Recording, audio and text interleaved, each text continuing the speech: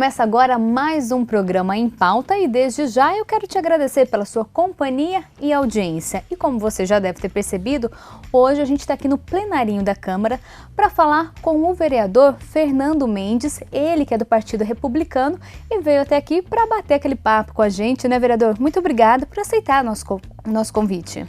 Muito obrigado, eu que agradeço a TV Câmara, eu quero agradecer também a audiência das pessoas que nos acompanham e dizer que estou à disposição. Para a gente começar, vereador, o senhor que está aí no primeiro mandato, qual que é o balanço que o senhor faz da sua vida política aí nesses anos?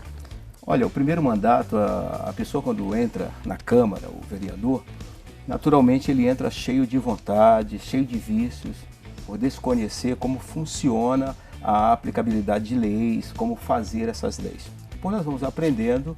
Tem coisas que é de cunho, de responsabilidade do vereador e tantas outras é de responsabilidade direta do executivo, né? Então, nós sabemos que o vereador tem como base de função fiscalizar. É até bom esclarecer essa questão de fiscalização, porque a minha fiscalização, eu vou no local, numa secretaria, vejo um problema, anoto, faço indicações, ofícios, falo com o secretário e procuro resolver. Não é fiscalizar, encontra uma coisa errada e pede CPI. É o que está acontecendo na casa. A pessoa encontra um rato no hospital, CPI do rato. Encontra um remédio fora do lugar, CPI do remédio. E não é isso, não é fiscalizar. Isso aí tem outro nome. Então, nós temos procurado fazer um trabalho direcionado a essa questão de atender demandas. Nós trabalhamos com demandas. E a participação das pessoas, através dos nossos e-mails, através da visita ao nosso gabinete, através do WhatsApp, pelo Facebook, é que faz o nosso trabalho acontecer. Então, muitas coisas nós não enxergamos, não conseguimos ver, mas as pessoas nos fazem chegar até um local que necessita de recuperação de asfalto, de poda de árvores, uma intervenção junto às secretarias e por aí vai. Essa é a experiência que nós estamos tendo a partir de então. E como que é o seu contato com a população? O senhor está diariamente aí vendo os problemas de perto? O senhor tem esse costume de ir lá, inspecionar, ver o que realmente está acontecendo para depois pedir que algo seja feito por aquilo? Exatamente. Pelo fato de eu ser pastor de igreja também, então todo final de semana nós temos um contato muito amplo, muito grande e sempre tem algum tipo de demanda acontecendo. Então essas demandas é transferida para o nosso gabinete. Nós temos os assessores de rua que vão atrás, muitas delas eu acompanho, muitas delas primeiro nós instruímos que a pessoa faça fotos para que a gente veja se não já tem requerimentos ou pedidos de outros vereadores. Quando já tem, nós pegamos o pedido do outro vereador e fazemos algo muito parecido e colocamos os dois pedidos ao mesmo tempo para dar até mais força, mostrando que aquela demanda já tem já algum tempo sendo solicitado. Mas os contatos são normais, hoje nós temos uma facilidade, as pessoas têm facilidade de chegar até nós por conta das redes sociais, por conta do Facebook, por conta dos nossos telefones que nós estamos sempre colocando à disposição e também a Câmara, que tem os gabinetes à disposição das pessoas. E chega muita demanda para o senhor? São bastantes, em todos os setores, principalmente quando se trata de educação e saúde, né? A prova disso é que nós até propusemos um projeto para que os próximos secretários dessas duas pastas, que elas obtêm mais de 50% do orçamento da cidade, elas têm que, antes de assumir, elas têm 15 dias para vir na Câmara e conversar sobre como será o trabalho delas, porque são as pastas que mais trazem demandas, educação e saúde. Muito problema mesmo na educação e saúde? Tem como que fazer por essas áreas? Tem sim, são coisas recorrentes. Por exemplo, início de ano, material, a questão relacionada à merenda, a questão relacionada a uniformes, são coisas que são recorrentes. São esses tipos de situações que nós queremos ouvir desses secretários porque as coisas não acontecem como deveriam. A partir do momento que a pessoa entra, existe aquela situação que tem que ser feita. Na saúde, ambulância, questão de remédios, aquelas reclamações que são muito comuns. Não são coisas assim que surgiu uma situação, aconteceu um determinado problema, não. São coisas que de tempo em tempo as coisas acontecem de uma forma muito igual.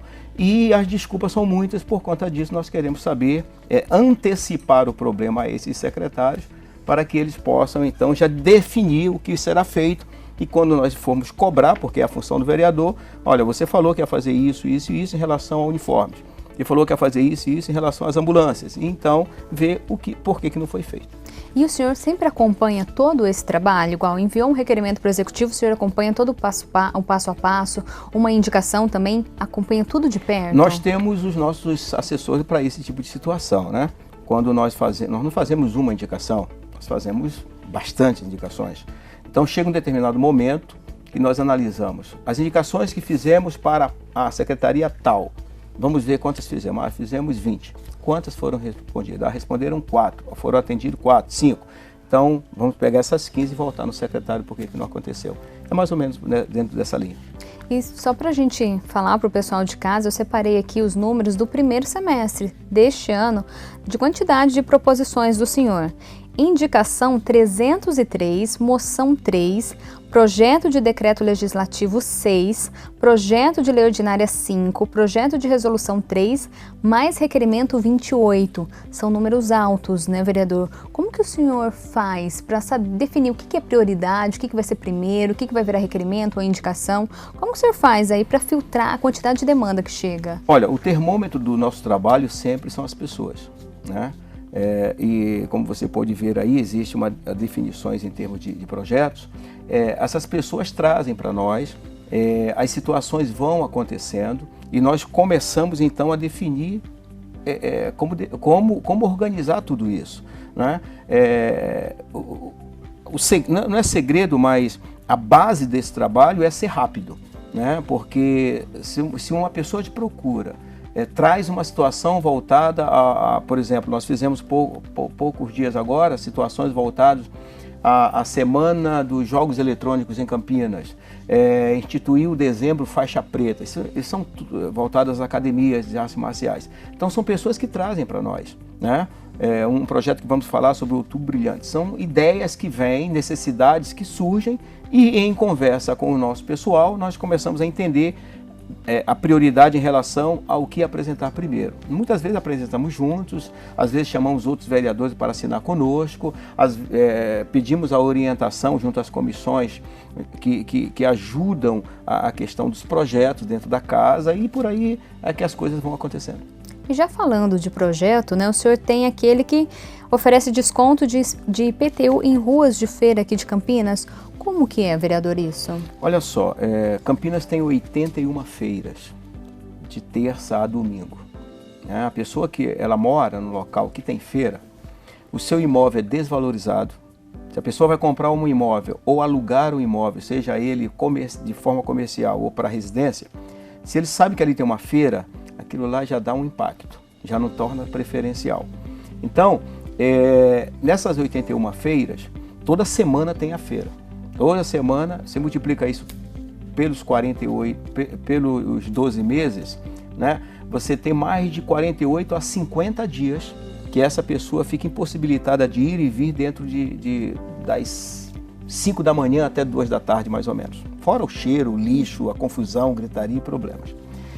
Nós visitamos algumas feiras para conversar com pessoas que residem nesse local. Tem pessoas que já contaram para nós que às vezes passam mal. O SAMU não pode entrar, ela também não pode sair. Então, há uma complicação de tudo isso. Então, como outras cidades já praticam esse tipo de desconto, esse tipo de compensação, podemos dizer assim, algumas até 50%, nós apresentamos 20% para essas pessoas terem essa compensação. Né? Elas têm as suas obrigações tributárias, mas não é justo que essas pessoas que passam por esses tormentos, que têm essa sua fachada principal ocupadas por feira livre, nada contra a feira, mas uma compensação à pessoa que paga o seu IPTU, ela ter esse desconto. Então já passou pela primeira votação, está em uma questão de análise, de vista desse projeto, e temos um entendimento que haverá uma sensibilidade da casa para que ele seja aprovado. Reforçando, não vai acabar a feira livre, é só para compensar aquele morador ali que acaba sendo impedido, como o senhor disse, de ir e vir. Exatamente, não é um projeto que usa a base de feira livre para poder dar nome ao projeto, não tem nada a ver com feirantes, tem a ver com a pessoa, com o munícipe que paga seu IPTU e tem o seu direito de ir e vir tolhido por conta de quase 50 dias quase 2 meses durante o ano. É um projeto que ainda está em tramitação. Já passou pela primeira votação da legalidade e agora vem para o mérito e nós vamos aguardar a chegada dele na casa e contamos com os vereadores. A gente sabe que o senhor atua em todas as áreas, né? Falando um pouquinho da área da saúde, tem sobre a saúde visual, tem o Outubro Brilhante. O que seria? O Outubro Brilhante já aconteceu, né? É um projeto de 2017, nós tivemos já um evento, já atendemos mais de 1.000 pessoas e nós fazemos durante alguns domingos dentro do mês de outubro, que tem como base popularizar a optometria, que é a ciência de correção visual, é um fornecedor de correção visual, é uma questão de cultura, muita gente não sabe o que é, os oftalmologistas sabem, mas escondem, por conta da conduta do CBO, que é o Conselho Brasileiro de Oftalmologia, a conduta irresponsável e também gananciosa. A cegueira ela vem se vestindo de branco já há muitos anos no nosso país. O Brasil hoje é um país que ele cria míopes. Nós temos muitas pessoas com deficiência. Hoje, segundo a OMS, a Organização Mundial de Saúde, nós temos uma média de 52 milhões de pessoas que nunca foram no oftalmologista. Por quê? Porque não existe hoje a prevenção. O que é o Outubro Brilhante? Trazer uma popularização do fornecedor de correção visual, aquele que faz o primeiro contato, a triagem, que faz a medição de visão, que não são médicos. O oftalmologista trabalha com doença, para curar. O optometrista trabalha com a deficiência. Então ele corrige com lentes, corrige com o grau da visão, fornecendo o grau da visão. Então fizemos o Outubro Brilhante, foi aprovado por unanimidade, foi sancionado pelo prefeito, foi regulamentado, mas com briga, porque o Ministério Público nos intimou, tivemos uma grande reunião no Ministério Público e lá o Ministério Público definiu que o calendário oficial de Campinas tivesse essa popularização. Então foi definido pela Câmara Municipal, mas como o grupo de oftalmologia, eles judicializaram, então o Ministério Público bateu o martelo que deveria ter sim. Para que as pessoas que nos assistem tenham ideia, eu estive há 20 dias atrás, 3 semanas atrás, em alguns postos de saúde aqui da cidade de Campinas. Eles vão começar a chamar, a convocar as pessoas que estão inscritas para a oftalmologia no posto de saúde, os que se inscreveram em 2016. Vão começar, eles estão chamando de 2015. Nós estamos falando de 4 anos atrás. Então tem pessoas que já morreram, tem pessoas que já estão cegas, tem pessoas que deu o seu jeito de pagar um oftalmologista. Porque quando você vê uma propaganda cínica e mentirosa, enganosa, de qualquer televisão, dizendo assim, olha, procure o seu oftalmologista.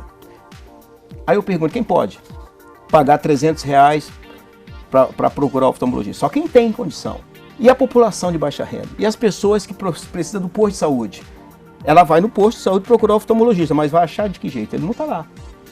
Se tivesse lá o optometrista, que é já aquele outro projeto que nós fizemos, ele atenderia as pessoas, mas não pode ter, porque falta regulamentação, falta uma série de... falta cultura, falta conhecer e ter força de vontade.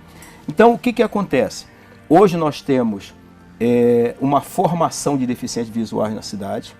Campinas hoje tem muito mais, mas o que a Secretaria de Saúde de Campinas me forneceu é que hoje tem 30 mil pessoas na fila de espera em Campinas. Nós temos 64 postos, é uma média de 500 pessoas por posto de saúde. Então, você vai no posto de saúde, como eu fui, e ali me passa a lista das pessoas que estão na fila de espera de oftalmologia. Aí ela pega o caderno já, até rasgando folha, porque está muito antigo, e a pessoa diz assim, olha, vereador, nós vamos começar ainda a chamar as pessoas de 2016. E tem pessoas aqui, quando chegou a primeira vez, ela veio com um probleminha no olho esquerdo e estava bem do olho direito. Hoje ela já está cega do olho esquerdo e com problema no olho direito. São esse tipo de relatos. Não é só tratar, é prevenir também, né? A prevenção ela é menos onerosa, menos dolorosa e é a prática dos países desenvolvidos, né? Então, os países que hoje têm o optometrista como fornecedor dessa prevenção, não tem fila de espera. Inglaterra não tem fila de espera, a Alemanha não tem fila de espera, a França não tem fila de espera, a Espanha não tem fila de espera, Portugal agora liberou geral, porque entende que se não tiver prevenção, a pessoa, como é no Brasil, quando você ouve assim, olha, vamos fazer o mutirão da catarata, isso aí tem um significado. O que significa isso? Que ninguém preveniu, então tem que fazer mutirão, né? Então, nós temos um vício, um costume de dizer assim, aconteceu um acidente. Mas todo mundo sabe que acidente não acontece, acidente é causado. Aconteceu um incêndio. Incêndio não acontece, incêndio é causado. A prova disso é que tem investigação, tem perícia para saber como foi que aquilo lá surgiu, né? Para encontrar o culpado. Então, se vai encontrar o culpado é porque não aconteceu, alguém causou aquele troço. Então, a mesma coisa é a catarata, a mesma coisa é o glaucoma, a mesma coisa é o problema visual. A pessoa não pode se tratar com um optometrista, né? Porque ela desconhece, ela não sabe do que se trata, mas ela vai no mercado ali, no meio da rua ali do centro de Campinas e compra do chinês lá um óculos de grau. Aí ela arrebenta mais com a vista dela, ela se arrebenta mais ainda, por quê? Porque não está no grau, ela consegue enxergar, melhorou um pouquinho, ela já acha que está bom. Mas o grau da visão não é igual. O olho direito não é igual ao do olho esquerdo. Então existe uma série de técnicas, existe uma série de estudos em relação a isso. Então o Outubro Brilhante é para promover, para popularizar esse profissional que está presente na vida das pessoas, mas ausente das informações. Você quer encontrar o optometrista, vai na ótica, ele está lá. Mas ele está lá escondidinho, fazendo o trabalho dele direitinho, muitas vezes trabalhando para os oftalmologistas, que precisa dele. É igual o engenheiro dizer que não precisa do pedreiro, o médico dizer que não precisa do enfermeiro e o oftalmologista dizer que não precisa do optometrista. Só que eles querem que o optometrista trabalhe desde que não seja independente. E os nossos projetos é para ele ser independente para poder atender a população. Seria a criação do gabinete optométrico. Exatamente, como tem em qualquer lugar do mundo. Você entra num shopping, você vê, em qualquer lugar do mundo tem gabinetes optométricos. A pessoa chega lá, mede o grau da visão e tal, e ela faz lente ou faz... Não é uma loja de óculos, é um gabinete de atendimento. Eles trabalham no serviço público. Eu estive em Londres no ano passado, e meus filhos moram lá, e chegando lá, eles viram, eu sempre mando os vídeos para eles sobre optometria, ele falou, pai, vamos dar uma volta aqui na cidade. Isso em Londres, na capital. Nós fomos nas farmácias. Dentro da farmácia tem optometrista trabalhando. Ou seja, você vai comprar um remédio, você entra na farmácia para fazer algum tipo de averiguação, eles perguntam, você quer medir o grau da tua visão? Nós temos um profissional aqui para fazer isso. Porque eles se preocupam com a prevenção. Não é só a visão, lá tem fonoaudiólogo também, que vê a audição. Então, existe um trabalho preventivo. O nosso país não tem cultura, não tem costume com a prevenção. Isso que eu ia perguntar para o senhor, falta isso aqui para gente? Só para que você tenha uma ideia, aconteceu comigo. Há um mês atrás, mais ou menos, final de junho para julho, acho que antes do recesso agora aqui da Câmara, eu precisei ir num fonoaudiólogo. Mas não precisei porque eu quis fazer prevenção. Por conta de uma situação, eu fui convidado para fazer um programa, apresentar um programa aqui na cidade, e disseram, você tem que fazer um ponto. A gente fazer uns testes aqui. Tá bom, vou fazer um ponto. Chegando lá para fazer o ponto, a primeira pergunta da fonoaudióloga, você já esteve numa fonoaudióloga? Eu tenho 60 anos de idade. Eu falei, não. Ela falou, é o nosso problema. Ela falou, o nosso problema. Nós não temos a cultura da prevenção. Então você não sabe, então, se você ouve bem ou ouve mal. Foi as perguntas que ela me fez. Ou seja, eu nunca nem pensei em ir no fonoaudiólogo fazer uma prevenção, assim, nada. É a nossa cultura, é o nosso ensinamento. Porém, no que diz respeito à visão, as pessoas falam quando tem um programa de televisão e tal, eles dizem assim, procure o seu oftalmologista. Por quê? Porque o próprio repórter, a própria imprensa desconhece a optometria, então ela não diz procure o seu optometrista. Lá fora é diferente, eles não mandam procurar o oftalmologista, eles mandam procurar o optometrista. Quem manda procurar o oftalmologista é o optometrista, ele que diz, você precisa do médico, porque você tem doença. E essa questão também foi muito debatida aqui na Câmara. Teve audiência, né, para falar sobre o assunto. Discussão pública, audiência pública, fizemos tudo e a Câmara fez sua parte. A Câmara aprovou, o prefeito sancionou o projeto dos gabinetes optométricos, que foi também judicializado, como foi o do Outubro Brilhante. E é mais uma batalha que está na Justiça, já não depende da gente, é questão de justiça, quem tem que cuidar é o Conselho Brasileiro de Optometria, eles estão no embate e logo, logo é uma questão de tempo. E eu lembro dessa audiência, teve a participação da população também, né? Sim, claro, as pessoas que nós fizemos tanto aqui no plenarinho como no plenário maior, fizemos, acho que o ano passado eu era o presidente da Comissão de Defesa e Direito do Consumidor, fizemos reuniões também relacionadas aos serviços apresentados aqui pelas óticas, fizemos vários trabalhos. E isso fez com que, inclusive, os vereadores da casa começassem a ter mais uma consciência relacionada à optometria. Eles passaram a entender um pouquinho melhor sobre a questão da visão, as deficiências, as dificuldades que a população enfrenta. Se fala muito de saúde na casa, resolver, mas se não tiver prevenção, você não consegue nada. Se não tiver a prevenção é hoje uma ferramenta muito utilizada nos países desenvolvidos. E não precisa ser país desenvolvido, é um país que tem uma consciência de saúde mais apurada. Você vai aqui do lado na Colômbia, na Argentina, os optometristas trabalham abertamente. Não tem esse monopólio, essa reserva de mercado que está empregada no Brasil. Infelizmente, o Brasil hoje, no que diz respeito à saúde visual, ela é quinto mundo, não é nem terceiro mundo, é quinto mundo. Eu vejo aí os oftalmologistas ganhando prêmio disso, prêmio daquilo, dentro da área que a ciência atua, tudo bem, porque eles trabalham com doença, em cortar o olho, tirar o nervo, botar o nervo, fazer isso acontecer. Agora, na prevenção, nós somos zero. É muito ruim a prevenção no Brasil. Nós temos hoje, em pesquisa, isso não é da minha cabeça, em pesquisa, mais de 52 milhões de pessoas, mais de 25% da população brasileira nunca foram passar por nada relacionado à questão de triagem visual. Na escola, mais de 60% de quem fica reprovado é porque não enxerga direito o quadro. 80% das crianças que estão em idade escolar nunca foram no oftalmologista ou nunca passaram por um tipo de prevenção visual. A chegada de tablet, iPhone, essa exposição à luz de uma forma desordenada, uma criança aí, segundo os médicos dizem, os próprios oftalmologistas dizem que uma criança de até 8 anos ela não pode ficar mais de 2 horas durante o dia com um aparelho na mão. Se você somar o número de horas que eles passam com isso na mão, é muito grande, muito superior, e isso vai formando pessoas deficientes, porque a pessoa a pessoa pensa que enxerga bem.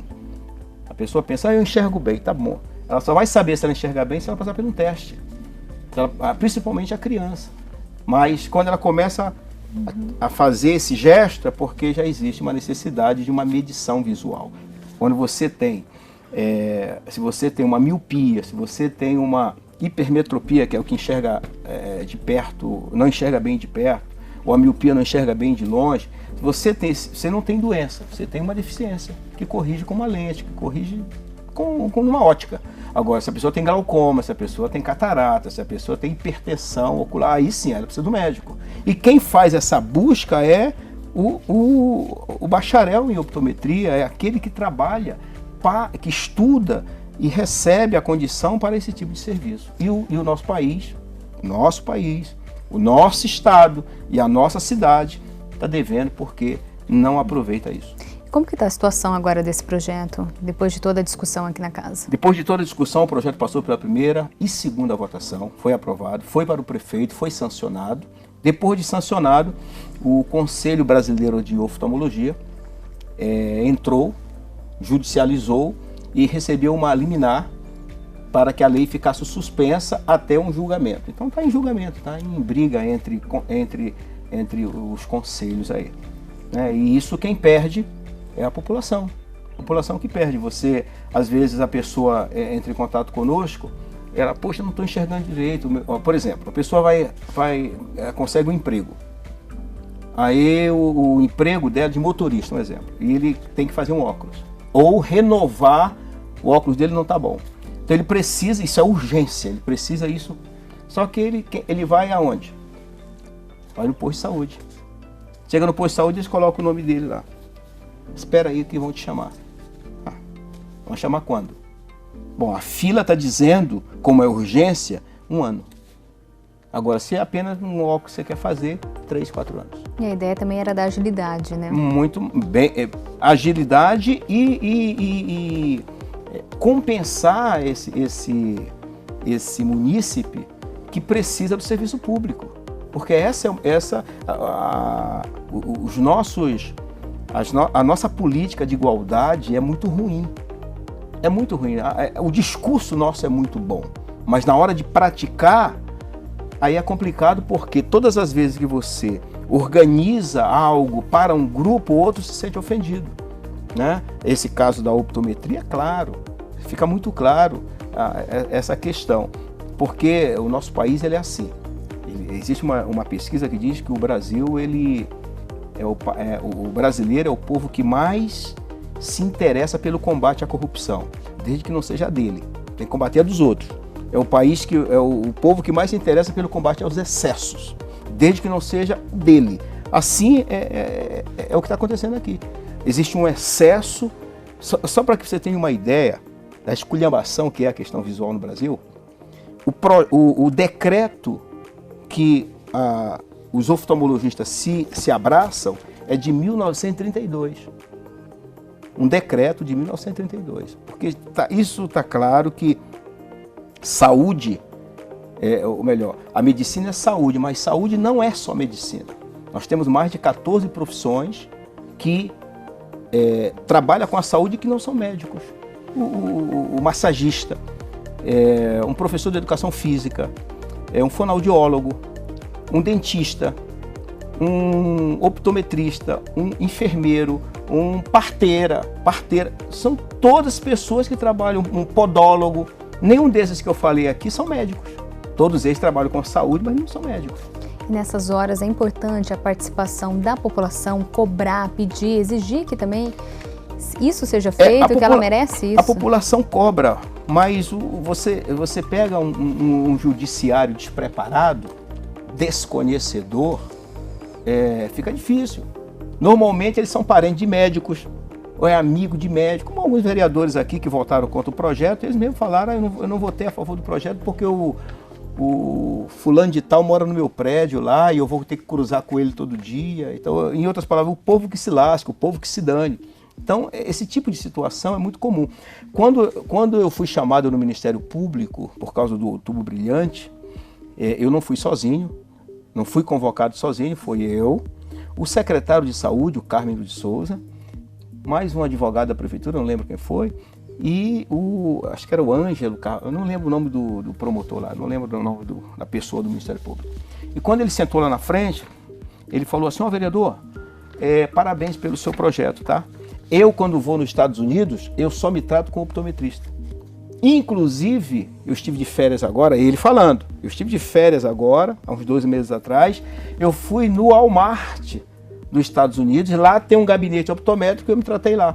Então isso, tipo assim, desarmou os que eram contra, os que estavam impetrando aquela denúncia contra mim, porque a pessoa que estava tratando da decisão era um conhecedor da importância, mas poderia ser o contrário. Poderia ser uma pessoa, não, isso aqui é coisa de médico, você está querendo se meter na área médica. E se fosse assim, como é que seria? Então, é muito complicado a questão, essas questões, essas ADIM que eles dão, esse tipo de liminar, porque às vezes o cara assina, o juiz assina, ele nem leu. Quem leu foi a pessoa que está antes dele e disse assim: aí doutor, assina aí que já está resolvido. E de repente é um comparsa dos médicos, a pessoas envolvidas na família médica, porque na verdade, me finalizar esse assunto aqui, a pessoa que está envolvida com corrupção, sonegação, reserva de mercado, ela tem uma dificuldade muito grande de entender que ela é uma pessoa criminosa. Ela tem uma dificuldade de entender que ela é uma bandida. Por quê? Porque quem ela arrebenta não é da família dela. A pessoa que faz um desvio na educação, ela não quer saber, ela não está nem aí, ela não sabe quem ela está deixando analfabeto, quem ela está deixando sem uniforme, quem ela está deixando destruída. A pessoa que faz uma reserva de mercado, como os oftalmologistas fazem, ele não quer saber quem está 3 anos esperando para medir o grau da visão, quem está depois vai para o grupinho de fazer mutirão de catarata, mutirão de glaucoma. Quando vocês ouvirem falar de mutirão de catarata e mutirão de glaucoma, isso não é uma coisa que acontece, isso tem um causador. É a falta dessa prevenção da saúde visual que faz isso acontecer. E tem um detalhe, toda vez que tem mutirão de catarata, mais de 50% dos que se sujeitam a isso ficam cegos. 100%. 100%. A pessoa tem 100 pessoas fazendo mutirão, para o mutirão. 50 pessoas, 20 pessoas ficam boas, 30 pessoas ficam mais ou menos e 50 ficam cegas. Porque muitas já chegam, mas aí muitas vezes não é nem falta de técnica do médico, é porque elas já estão tão arrebentadas que se mexer fica pior. E vereador, a gente conversando com o senhor percebe que não é um trabalho fácil, né? Não. Mas quando o senhor consegue, depois de muita luta, muita batalha, colocar um projeto em prática que beneficia aí a população, como que o senhor se sente? Como que fica? Olha, quando o prefeito sancionou o projeto, que é o último estágio, a Câmara fez sua parte, fez seu papel, o projeto passou nas duas sessões de votação. A primeira mais fácil, a segunda muito aguerrida, que os médicos vieram para tentar atrapalhar. Quando foi para a mão do prefeito, o prefeito não se curvou à pressão médica da cidade, sancionou o projeto, ou seja, a Câmara, o Legislativo e o Executivo fizeram sua parte. E nós sabíamos já, nós temos áudios aí deles gravaram, falaram, nós vamos judicializar, nós vamos deixar. Como é que a gente se sente? Você sabe que o rio, ele não bebe a água que ele produz. É a mesma coisa da árvore. A árvore ela não come a fruta que ela dá. Assim é o serviço público. A gente não tá, eu não estou fazendo projeto para mim. Eu estou fazendo projeto baseado em uma demanda que é real. O Outubro Brilhante, nós tivemos no ano passado, nós atendemos uma média de 1.100 pessoas em 3 domingos. 1.100 pessoas atendidas com receituário, 20% foram mandados para os médicos. Pessoas que a gente não conhece, não sabe quem é. Pessoas que estavam, muitas delas falando, nós estamos esperando no posto de saúde há muitos anos isso, e aqui nós conseguimos de graça, num domingo. Então, como falei, as políticas de igualdade no nosso país é ruim demais, e quando a gente consegue acertar, através de um grupo dos vereadores, mais o executivo, fazer a coisa acontecer, aí a coisa é judicializada, né? Deveria ser crime hediondo uma profissão querer destruir outra, né? É até uma ideia de se levar para um deputado federal fazer isso. Se pudesse fazer em Campinas, já tinha feito. Se tornar um crime hediondo quando um grupo profissional tentar atrapalhar a profissão do outro, porque o resultado disso são pessoas com deficiência, são pessoas com problemas, são pessoas sofrendo e muitas vezes perdendo emprego, deixando de estudar e começar a não acreditar mais em nada. Essa é a grande realidade. Mas apesar das dificuldades, o senhor vai continuar lutando aí? Não, sempre sim. Com a população, com ajudando certeza, aí? Porque temos tantos outros projetos interessantes, tantas outras ideias inteligentes que irão surgindo. E como falei, todas as vezes que nós queremos fazer algo para um determinado grupo, sempre tem um outro grupo que se sente um tanto prejudicado. A reforma da Previdência é uma prova disso, porque os grupos querem que os excessos sejam anulados, desde que não seja o dele. O judiciário não quer que mexa no dele, os policiais não querem que mexa no dele, e os professores não querem que mexa no dele, e os médicos não querem que mexa no dele, e os grupos vão querendo que os seus excessos continuem. E aí sobra para o menos favorecido, normalmente vai para o aposentado, vai para o assalariado e por aí vai. E para ajudar aí nessa batalha, nessas conquistas, população sempre bem recebida no gabinete do senhor? O gabinete 10, tenho muitas vezes deixado isso claro, o único gabinete que é 10 aqui na casa é o nosso. Então você pode comparecer no nosso gabinete, o gabinete 10. Nós temos os nossos telefones, que vai aparecer aí no rodapé do vídeo, os nossos e-mails. Compareça na Câmara, acompanhe uma sessão da Câmara, entre em contato conosco, porque nós queremos ajudar. Mas nós só podemos ajudar quando nós entendemos no que ajudar. Essa questão da visão, essa questão do desconto no IPTU que nós aqui mais abordamos, vieram de pessoas de fora, trazendo para nós, olha, essa é a situação que nós estamos vivendo, tem como fazer alguma coisa para compensar? E nós procuramos nos esforçar, mostrar o nosso trabalho e pedir ajuda aqui da casa, porque nós somos um colegiado, ninguém tem poder sobre o outro, mas nós não fazemos nada sozinho, nem dentro e nem fora da Câmara. E assim, o Gabinete 10 fica à disposição de todos. Então é com esse convite que a gente encerra o programa Em Pauta de hoje. Vereador, muito obrigada aí por bater esse papo, contar um pouquinho do que está acontecendo aqui dentro pra gente. Eu que agradeço, sempre estou à disposição da TV Câmara e você que nos assiste, que nos acompanha. Sinta-se à vontade. Eu não sou vereador de uma região, fui eleito em Campinas, na cidade de Campinas, e não tenho, vamos dizer assim, uma bandeira. Eu tenho que atender às reivindicações que são trazidas até nós. Uma vez chegando até nós, nós procuramos de alguma forma ajudar. Ok, então, muito obrigada. A você de casa também, muito obrigada mais uma vez pela sua companhia e audiência. E a gente se vê no próximo Em Pauta amanhã. Tchau!